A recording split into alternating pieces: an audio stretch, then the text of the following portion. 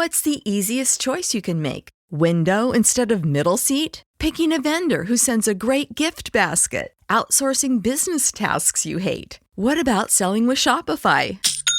Whether you're selling a little or a lot, Shopify helps you do your thing, however you cha-ching. Shopify is the global commerce platform that helps you sell at every stage of your business. From the launch your online shop stage to the first real-life store stage, all the way to the did we just hit 1 million orders stage. Shopify's there to help you grow. Whether you're selling scented soap or offering outdoor outfits, Shopify helps you sell. Wherever and whatever you're selling, Shopify's got you covered. Sign up for a $1 per month trial period at shopify.com/try. Go to shopify.com/try now to grow your business, no matter what stage you're in. Shopify.com/try.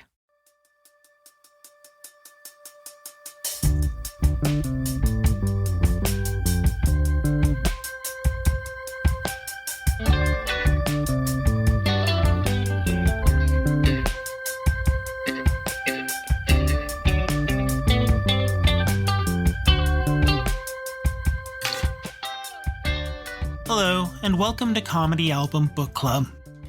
I'm your host, Matt Ardell. This past week, we heard the sad news that Bob Newhart had passed away. Born September 5th, 1929, he passed on July 18th, 2024. Bob was a comedy icon whose career stretched from 1958 and continued until 2020. His material was delivered in a deadpan, slow-burn style that permeated all of his appearances. Some of us got to know him through his sitcoms like The Bob Newhart Show and Newhart. Others of us got to know him through later guest appearances on shows like The Big Bang Theory or as the adopted elf father on Elf. And still others of us got to know him through his comedy albums and early comedy appearances, like his variety show with Carol Burnett or his album The Button-Down Mind of Bob Newhart. He broke boundaries in comedy, being the first comedy album to land a #1 spot on the charts that would later transform into the Billboard 200. He sat in for Carson, he was referenced on The Marvelous Mrs. Maisel and Mad Men, he was awarded the Mark Twain Prize for American Humor. He was a fixture and an inspiration for going in weird new directions. When he was coming up in the world of comedy, his peers were acts like Don Rickles, Jerry Lewis, Bob Hope, and Lenny Bruce.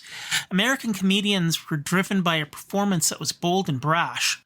But then you had Bob Newhart, quiet and collected, deadpan delivery of sketches and situational comedy with one-sided telephone conversations delivered in a calm, almost exasperated voice. A gentle consternation that came to define his later work, and it resonated and has continued to resonate down the ages. In memory of his passing, we are re-releasing our 2017 episode hosted by Jason Deline with guests Craig Fay, Martha O'Neil, and Jeremy Woodcock, recorded at the Social Capital Theatre October 5th, 2017. Thanks, Bob, for the laughs. You will be remembered, and hopefully, wherever you are, Larry, Daryl, and Daryl are finally leaving you alone.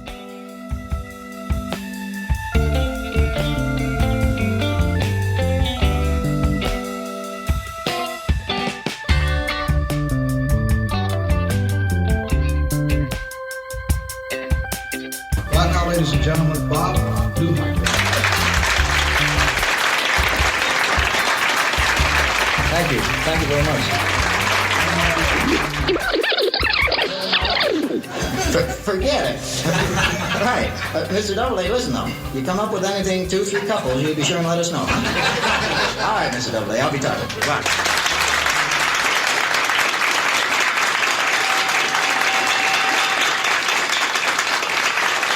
Okay, so that was The Button-Down Mind of Bob Newhart, ladies and gentlemen, 1960. We'll pretend that Bob can somewhere hear your applause. Okay, so I'm going to bring up my guest for this evening. My first guest has his own comedy album called Helicopter Rich. He is a local comedian, and you can buy this album on iTunes, Google Play, and Spotify. His name is Craig Fay. Please welcome Craig Fay, ladies and gentlemen. Craig, welcome. Thank you very much. I'm going to bring up my next guest, okay? Yeah, go ahead. All right, my next guest is a comedian here in town. She's the executive producer of the She Dot Festival, which showcases funny women through stand-up, sketch, improv, storytelling, workshops, and expert panels. Please welcome Martha O'Neil. Martha. And my third guest, he's an actor, comedian, and writer. He has many writing credits, including more than 30 episodes of This Hour Has 22 Minutes, and he is a huge Bob Newhart fan. Please give a warm welcome to Jeremy Woodcock.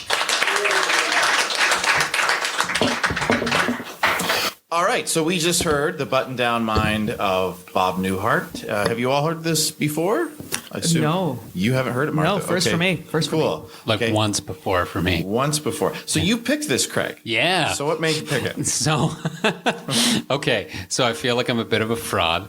no. Because I think when you were putting together this show, you sort of asked like, what were some really early influential albums? And I had literally just listened to this album and I was like, this is a good one. And I put it forward. And then you said, and you're going to be on the same show as Jeremy. And if you look at Jeremy's Twitter photo, it is him with Bob Newhart. So I was like, I may be a little outgunned here, but that's fine. Well, at the very least, you got Jeremy Woodcock on the show. That's right. So I'll defer to him. But no, it's and beyond that, like it is within the comedy community, it's sort of held up as this like very early, very influential album. And as you said off the top, like won a Grammy, like, you know, he won Best New Artist. Like it was #1 on the Billboard charts, which is insane for any comedy album these days, right? So, I guess those are the reasons I picked that. Cool, fair enough. And so we'll just skip over to Jeremy. He hasn't said anything yet, just that little impressed noise. Thank you for doing it again. You can tell I liked it. Maybe you could tell us a little bit about your love for Bob Newhart and how this photo came about with you and Sure. him. Well, that photo was taken at after a it wasn't he and I hanging out. I'd seen him at Roy Thompson Hall about 5 years ago, and He was performing? he was performing. No, we were both watching Aerosmith. But yeah, he performed, and then I kind of loitered around the front. And usually, like after a concert or a show, like things go on forever. But it was like 1 minute after everybody. I was the youngest person there, and they were kind of like everybody head home. Wow. So I walked. I was just walking sort of behind Roy Thompson Hall rather than going along King or Queen or whatever it is, and he was just getting into a car, like a little car driven by someone, and somebody said, "Bob," and he said, "Oh," and he just sort of gave a little one second. It was all so casual and so like old school. The whole thing was old school. I was telling Craig a jazz band was his opener. A jazz band played for 30 minutes and then brought out a vocalist for the last song, as if a vocalist was like the wave of the future. Yeah. And then You ain't say nothing yet. no. And then I just said, "Can I get a picture with you?" And I told him I was a comedian. He said, "Good luck," which I've, in retrospect, like turned into a compliment, but it's really just a pure, nice thing to say. But I'm like, it was a vote of confidence, but it was just good luck. Fantastic. He had no idea. Yeah. That's so cool. So were you a big fan before you saw him that night? I had never heard of him. No, I actually got into him in a weird like way you might get into like a band. I got there at the library, at the Whitby Public Library, there was a greatest hits, like a best of Bob Newhart, which had a driving instructor and the Abraham Lincoln and then a bunch of other things like a bus driver, which was the driving instructor, but just as funny. And and then I went back and found this album eventually after like checking out his greatest hits. Cool. Yeah. And Martha, you haven't heard this album before. No, so what are your Well, initial I grew up watching Bob Newhart. I mean, I was really little, of course. I was like an infant. Yeah. I don't even know what year it came out, but it was on, like, we got four channels growing up, and Bob Newhart, and something about him, he was always kind of, he made me laugh. And I was talking to somebody before the show downstairs. They said, doesn't hold up. The show doesn't hold up. I don't know if that's true or not. And now I'm going to go home and I'm going to watch him again, because he was like the gentle uncle people who just made you laugh. And I didn't watch so much of the Hotel Newhart show. Right. Yeah, I don't know why. That's how I was introduced to him, through that show. Yeah. Yeah. Have either of you guys seen the old Bob Newhart show recently, to comment if it held up? You just heard of Bob Newhart a month ago, Craig. No. I have not actually seen his sitcoms. Okay. No, I was Jeremy? really into the Mary. Sorry to interrupt. No, I was really into the Mary Tyler Moore show and Rhoda, and he was of that ilk. Yeah. Do you know what I mean, to me? So I was a big fan of all that kind of television programming. So I'm disappointed, but I am going to go back and check it out. Yeah, I can definitely say the second one, the Inn, like the Vermont, the hotel, the Inn, really does hold up. Does it? I assume the first one does, just because it's him. But Yeah. it doesn't replay as much, maybe because they figure it's like very, very early 70s. Yeah. Well, so much has changed. I mean, almost you could argue that nothing holds up if you give enough time to go by, because the attention spans change and the pacing of things change. Yeah, I mean, and with him, pacing is everything, right? Oh, yeah, that's his thing absolutely. is the slow, stumbling, easy pace. But I don't know about you guys, but that just whipped by. Like that was just something very soothing about him. It's like he's just speaking to you. He's like a pal or something. Yeah, well, it's interesting that he plays all these different characters, but they're essentially all the same person. Yeah. But what really struck me listening to it tonight, sort of in the dark, was how well it's written for the ear. And that none of this stuff could be turned into a visual medium and work. You know, a lot of the jokes come from him revealing something to you that if you were witnessing it, you would already know. Right. Yeah. And that is just a genius way to think about how joke structure works. Yeah. Like, it's just incredible when he's talking to the driver instructor, where she's saying the red light. He said, "Oh, the red light," and "Oh, yes, officer." She's just explaining that to me, and that's our reveal that the officer's there. Like, The funny bits in that one particularly were the surprises, like the safety island. You know, he was on those little things. And if they tried to do it as a televised sketch, as you say, it would have been all given away. And, and he's so good at holding on to those sort of secrets and planting those jokes when you need them, and they hit with such force because you realize this has been happening the whole time, and it's just such a different style of comedy than we're used to. Yeah. I think what struck me most was like when he was doing the jokes, it was very well paced. Actually, I remember the first time listening to it, thinking that this was really slow paced and there weren't a lot of like laughs per minute. Re-listening to it now, there actually was, but what seemed to slow it down was the fact, and this is very strange to anyone who's seen stand-up comedy recently, is the setups are not part of the joke. They're so external to it, and the only time he got a little close where you like sort of saw, oh, this is going to be stand-up in like 50 years was that was the driving instructor joke. And he goes, there's a group of people who go out every day. And it's so dangerous and they never know who they're going to come home, and those people are driving instructors. And that's the closest he got to the setup. But then to the setup actually being the joke, and then he did a setup. He's like, okay, and pretend this is a car, and pretend this is I'm driving, and there's a woman next to me. And what struck me about that was, again, with 50 years of seeing stand-up that's come after it, you could have just sat down and said, okay, Miss, I forget the name that he uses, but like, hello, Miss Smith or whatever. I'm your driving instructor today. And that would have been enough information for us.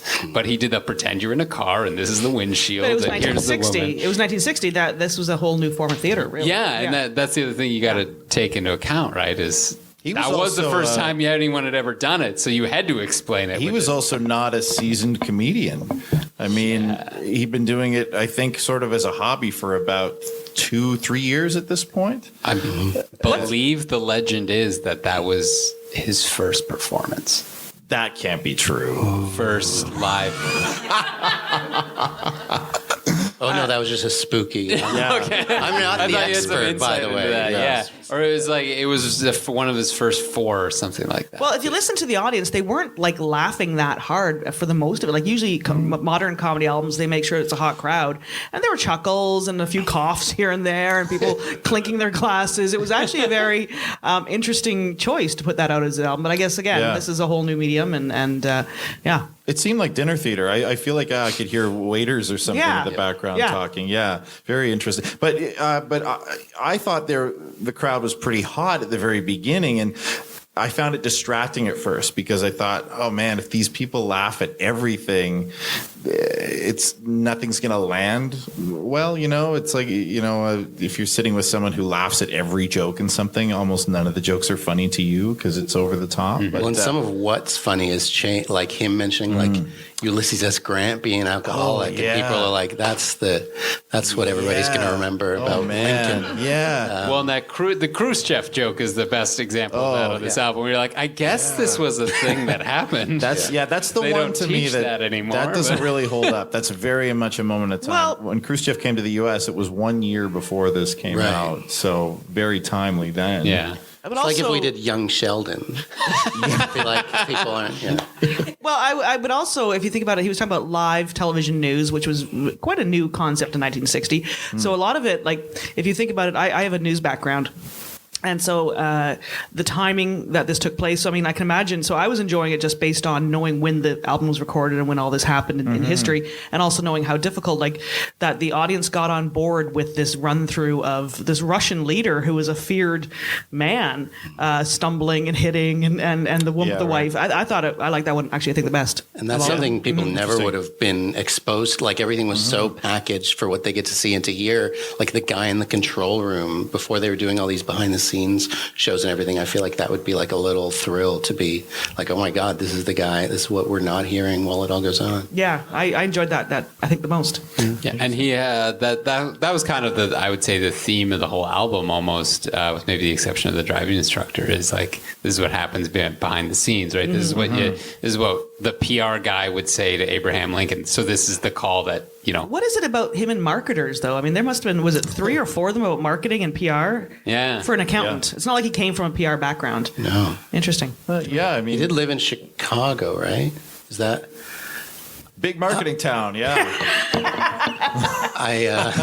This is the part where I don't say that I've never seen Mad Men, and I ask if this is Mad Men times and Mad Men location. We're getting into that for sure. The heyday of advertising. Yeah. I mean, I think it was just probably, sort of a new medium that was something he saw the opportunity to poke fun at. I don't know. It was interesting. And it could be even like a pure, like, because it's not like, here's what works for stand-up, like not knowing what a stand-up album is or anything. Like, maybe he was just so into that for like his first couple of years of stand-up that, like, again, it's if he'd been doing it for a couple of years or a couple of performances, it's like 6/8 of his, there's a simpler way to say that, but like a large chunk of his like just set is about advertising. Like he hasn't expanded it yet, and he's like, everything I'm writing is about this thing. I'm just gonna. If you were trying to sell XYZ, how would you sell it? And you could see it as like a novice comedian. Like he's seeing everything. Like it could be seen as a weakness if it wasn't so good, but he's like everything is like, what if an advertiser? Like, what if Jack Nicholson?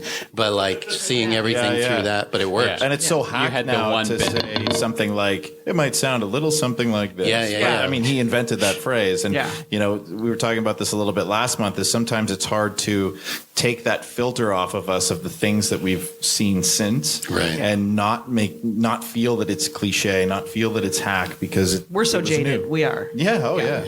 I enjoyed the submarine one too, because he was actually addressing a group of men. Again, it was a different approach to the marketing thing. Yeah. I enjoyed that, and the idea of just hiding a human on the submarine. Weird. It was a lot of fun. The line I loved from that, I thought it was just such a brilliant piece. Right, I didn't have to read it to be. Was the looking back on the mutiny? It's just such like. It tells you everything that you need to know. And the other thing about that is it doesn't hit until the very last word, which is I love in comedy, where you go looking back on literally anything else could come, like looking back on the torpedoing of the thing or the mutiny, and it just like like that's that whole bit. in that one sentence. You know what I mean? And he's so defeated. Like to not even to wait this long in the speech to even bring it up. Yeah, that's it. I think it was preceded by "Return My Door." I think was it? And give a hand for the cooks. Yeah, like, that was big. You know how hard it is to cook on a submarine for 2 years, never going shore. And it's so folksily done about the mutiny. Like the mutiny probably happened in like month 2, and he's probably yelled about it once a month, and now it's like just to wrap up on the mutiny. Yeah, I hate to bring You've this heard up my again, thoughts. The picture, he paints such an amazing picture with his, and I assume part of it's his delivery, but his use of words too. Oh, absolutely. Oh, it's really quite stunning. Yeah, it's very well written. And as you pointed out, it's written for the ear. Like you don't have act outs and stuff. Well, and it's amazing to me too, like that whole bit about how he kept getting the men to trying to get them to clap for the cooks, and the joke obviously is that the cooks are horrible, and maybe some of them had food poisoning or something. But we never have the benefit of hearing the other side of these conversations, and we're just okay with it. On the phone, it makes a lot more sense. You could do that on a television show where you don't hear the phone, but he's literally standing in front of a group of men. There's no reason for us not to hear the reactions of the men, but we don't. And he is able to tell us what they are without saying what they said. And writing that kind of thing where we have to fill in the blanks with our own brain and filling him in the way he wants us to is incredible. I think, when you talk about talking on the phone thing, I think he carried that often into his television career too. I mean, I visual memory of him in the hotel version at the the desk, the front desk, and often on the phone talking to potential customers and things like that. And that was a sort of a trope. I don't know if that's the right word, but a thing he did throughout his comedy career because he's just so good at it, I think. And painting the picture. Absolutely. Yeah.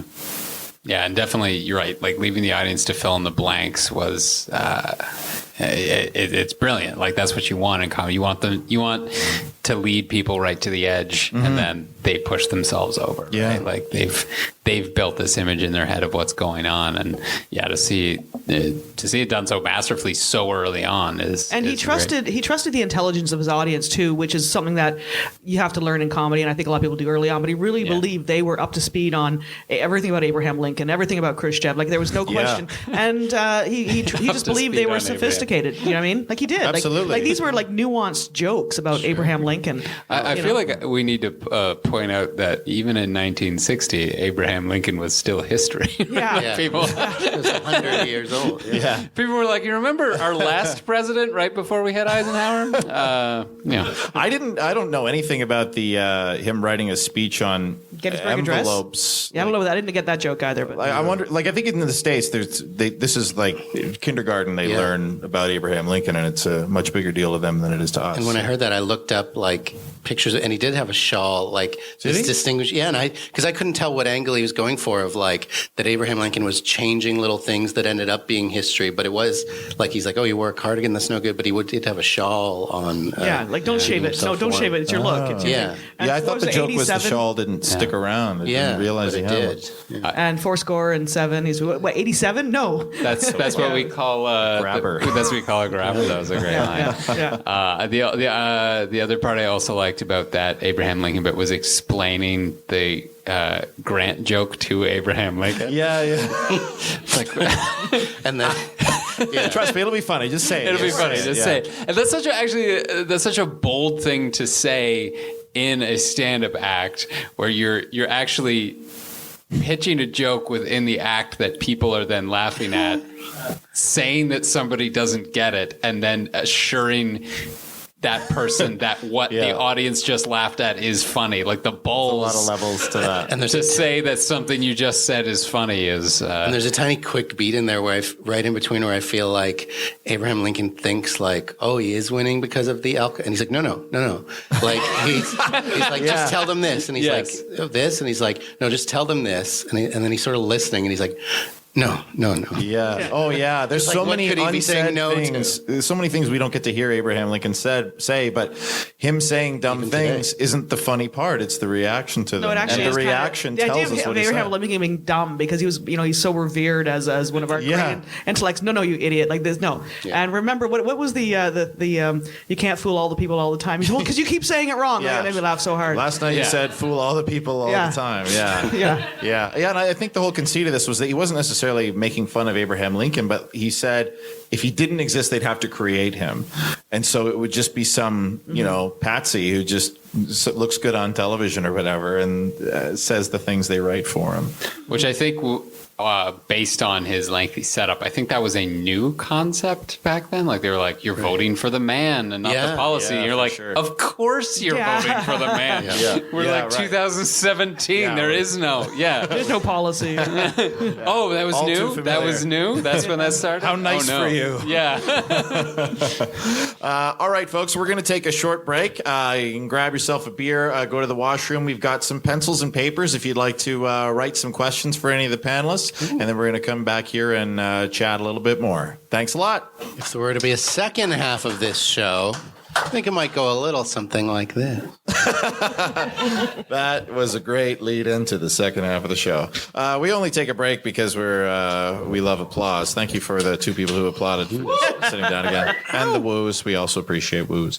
Okay, cool. So we got a few questions from the audience. Let's see. This one's from Matt. Bob uses very deliberate pacing in his delivery.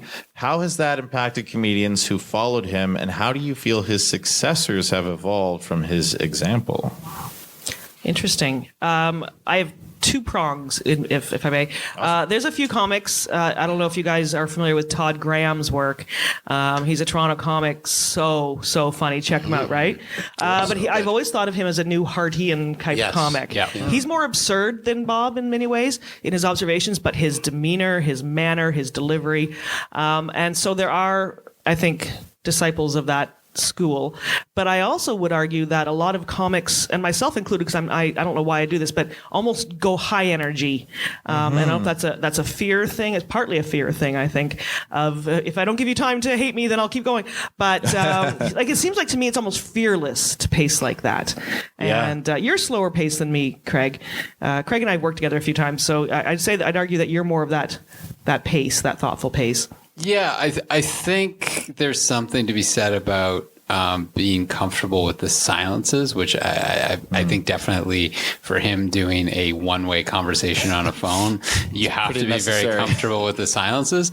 And that's a thing that a lot of comics aren't comfortable with. If there's any sort of quiet, you need to feel like you need to fill that dead air with something.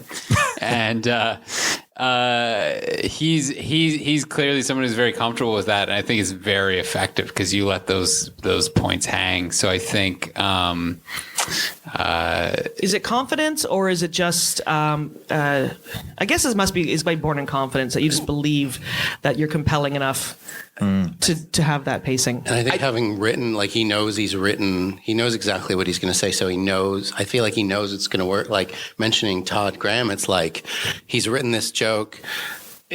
Like rather than get it over in 2 seconds, he knows how good it is. So he's just going to take 2 minutes to tell it, because why not be funny for 2 minutes instead? So all the stammering and all the realizing there's 4 different funny parts in this one liner. So just kind of let them have their moment in the sun type thing. No, I think his that's what astonishes me most about Bob Newhart. I think that's what he's. I think people associate that stammering, slow pace, but I don't think people realize how brave, I guess, in a way that is. Well, it's interesting you say that, because his background is also, he was an accountant, so a pretty slow paced, quiet, solitary job. Your background is in news. My background is in radio and advertising, and in those mediums, you can't have a second of dead air. Oh, I worked in radio for a couple of years on air as so well. on the radio, if you want to screw up a bunch of DJs at your house for a party, you just turn the volume down on the music and they all just stop and they kind of freak out. Like silence is the enemy, right? And then with advertising, you've got a 30-second commercial and you have to fill every half second with copy because it's worth so much money. Yeah, those exactly. minutes. So, my type of humor too, when I'm like doing stand-up or sketches, wall-to-wall noise and energy. I'm almost like a game show host as opposed to Bob's style. So it depends. I'd like to try that. Too. I don't know how many comics. I know we have a few comics out in the audience. I think it'd be a worthwhile practice to try and do the opposite of what you normally do. Yeah, just as a challenge. For sure. Sometimes people are filling space in a different way anyway, without like people who might tell a joke and then the laughter starting to, and so they ride the laughter and they just go, but while people are laughing, why not? But he just sort of waits it out, like with the silence and builds it into the joke. Yeah, it's a pregnant pause. Like you're almost allowing the tension to build rather than diffusing it. Like Robin Williams would be the opposite. Total opposite. Yeah. But I would say to answer the question of like sort of, I think there was some like how it's influenced comedians. So Pete Holmes' new special, his new album, there's one bit where he must have. It feels like it's like 5 minutes, but it's probably 10 seconds of silence where he's about to say something, and he's about to say something, and it stretches on, and the audience just starts laughing before he said anything, and it keeps going and going and going, and then when he finally says it, there's this huge pop, and I think that's you could say that's a direct descendant. That style, that type of joke is a direct descendant of this Bob Newhart stuff. So it's amazing to be able, as a performer, to plan having people anticipate what you're going to do.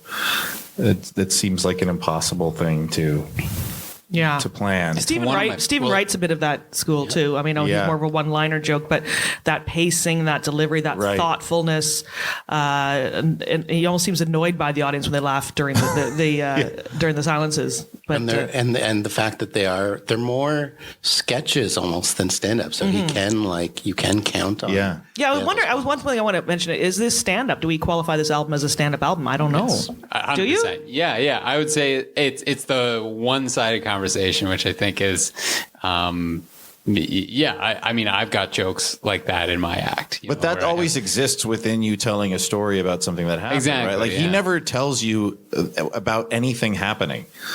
It's always you're in that moment, and it's from some person's perspective. And it struck me more as sketch-ish, like a sketch. It had sketch elements, I think, for sure. But I would put a one-man sketch show might qualify as stand-up. Yeah, interesting. Can we blurred lines?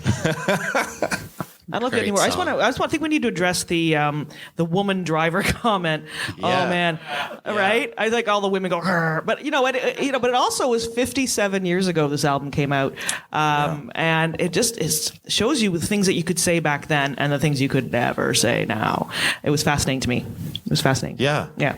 I can see both the gentlemen just. I agree with you completely. I don't think it's like that's the way he came to it. I don't think he realizes that it doesn't need to be a woman at all. I know. I actually kept, while I was listening, I kept thinking it could be a teenage boy, it could be an old person, it could be anybody. But it had to be the easy. So it gives it a disservice. I think it does a disservice to the bit that he made it a woman and called out the fact that it was a woman, because then it becomes a sexist bit, whether that's the intention or not. And it was a funny bit, but it's funny how time has skewed our perceptions of what's funny and what's not, and what's acceptable and what's not. I would say there's nothing wrong with it being a woman driver, because it could be, as you said, it could be any driver. But the fact that he called it at the beginning was super weird. Yeah. And the way he said it, too. The way he said it was like, which is a woman driver, and you're like, you mean a driver? Like, yeah.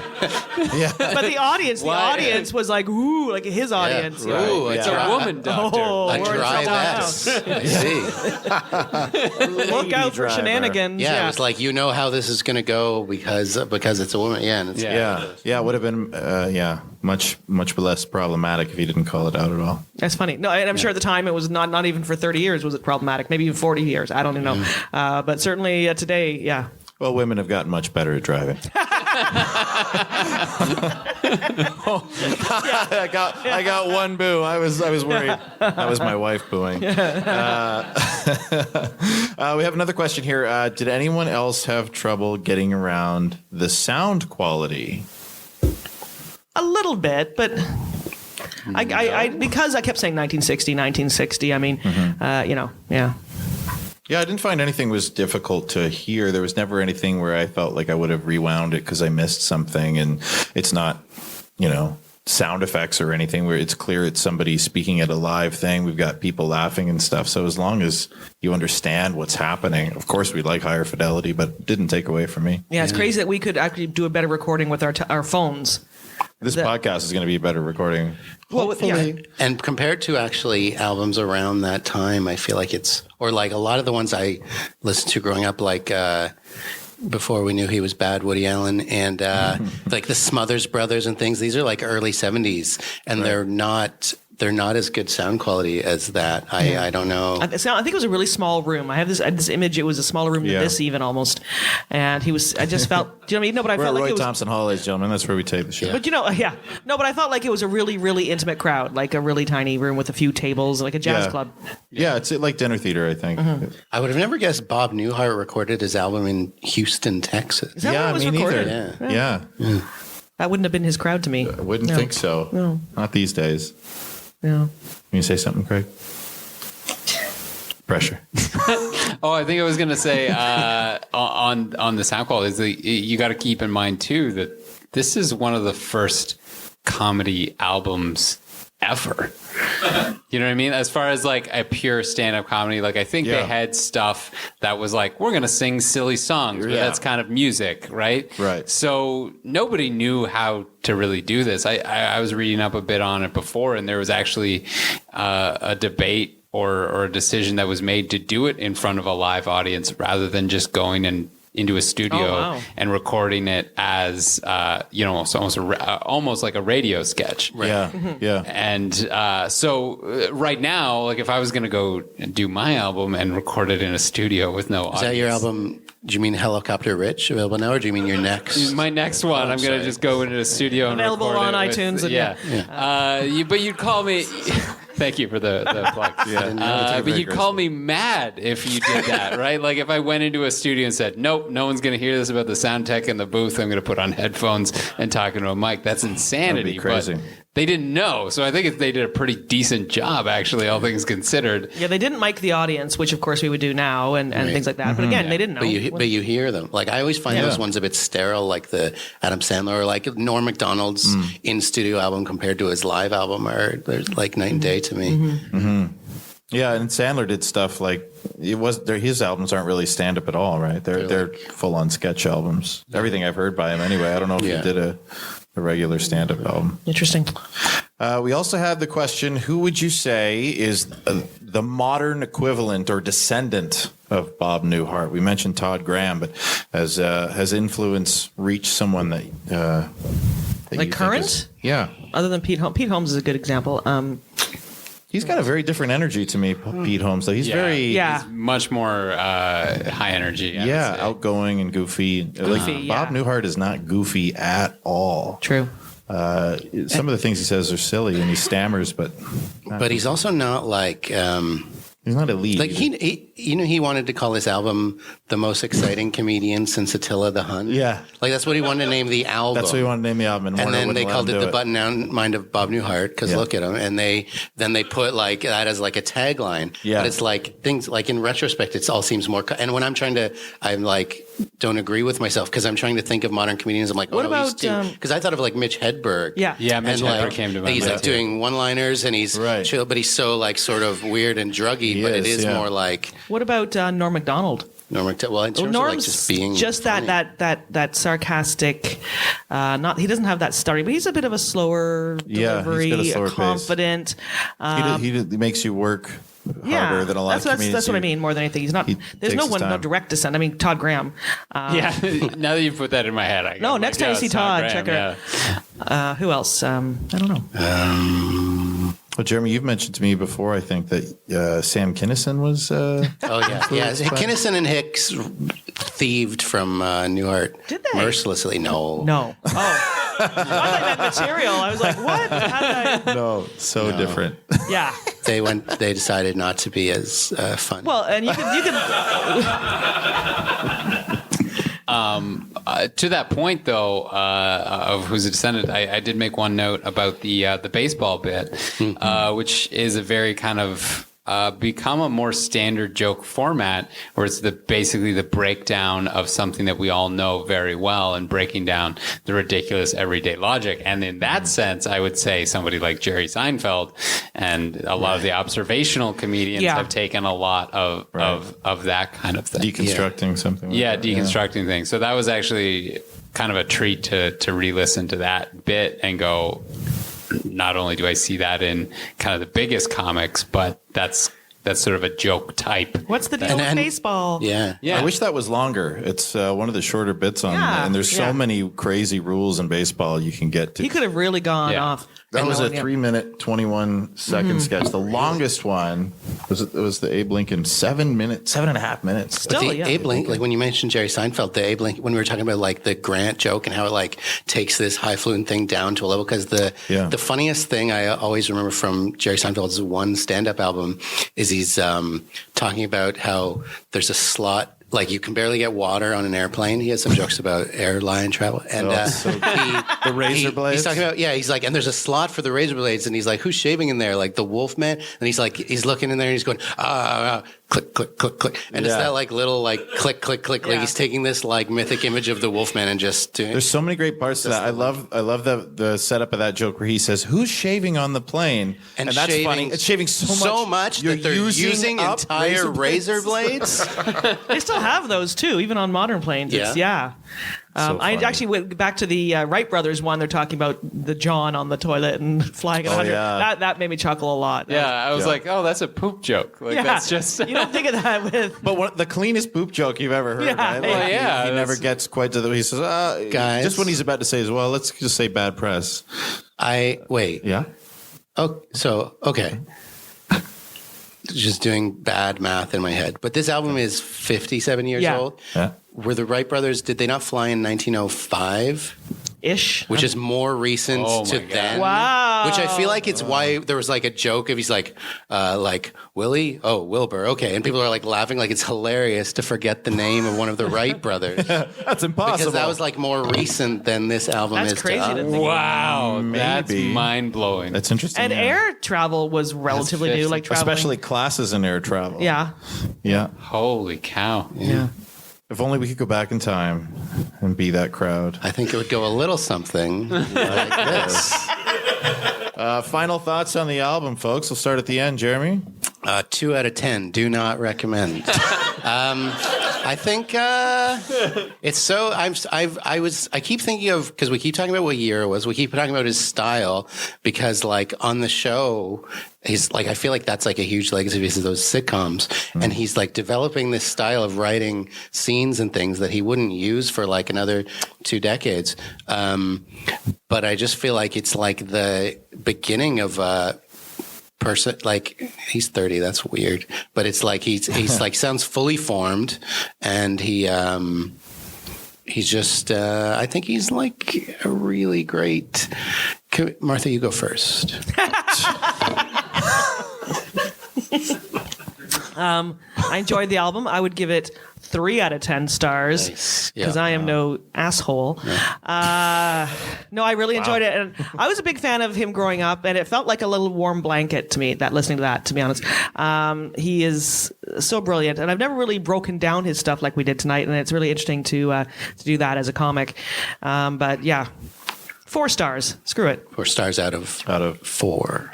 Okay. When I just remembered a Bob Newhart joke from his other album that I need to say, because I also kind of petered out on my review. He's perfect. I think he's like a perfect comedian. But there's a one called King Kong where he's the guy reporting that King Kong is climbing the building. He's called the police, and he says, And he does. Well, I was going to say they ask him how tall the monkey seems to be, but they don't. But you don't hear them ask, so I just assume that. But he says, I don't know about. I guess he's about 18 or 19 floors, 18 or 19 floors high.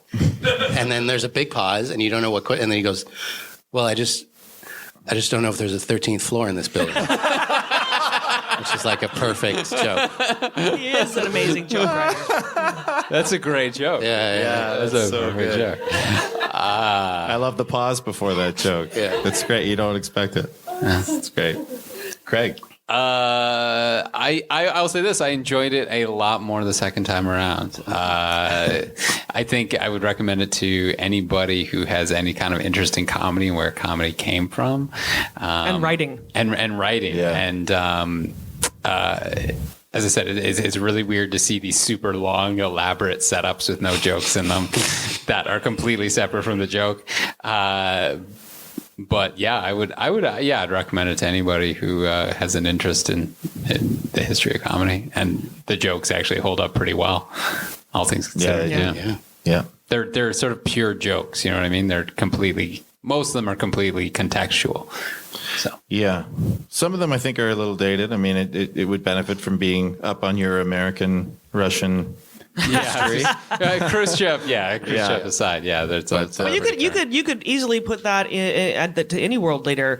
Angela Merkel, you could just put her in there, and that would be the same joke. Yeah, you know? That's true. It's true. Yeah. Putin would probably be a good one because he's a prime candidate for people wanting to make fun of him. I mean, to see him like a bumbling idiot, I think would be pretty good. But that's too obvious. Is it too obvious? All right. We'll rewrite that in the meantime. Okay, well, thanks so much, everybody. Craig Fay, you can find his stuff at craigfay.com. He's also on Twitter at Craig Fay Comedy. Martha O'Neil, you can find her on Twitter at Martha_O'Neil, no apostrophe, Oneill. And you can find jokes and announcements by Mr. Jeremy Woodcock on Twitter at JW Pencil and Pad. Thanks so much, guys, for being here. Thank you for having us. That was fun. Yeah. And next month we'll be back here in the same room in November. You've been listening to Comedy Album Book Club, a Far From Here comedy and ShowbizMonkeys.com co-production. Music today was performed and produced by Glenn Bouchon, Tim Matthews, Edith Falkenberg, and Jim Spruill, also known as the Something Something Quartet. Thanks for listening, and tune in next week to Comedy Album Book Club.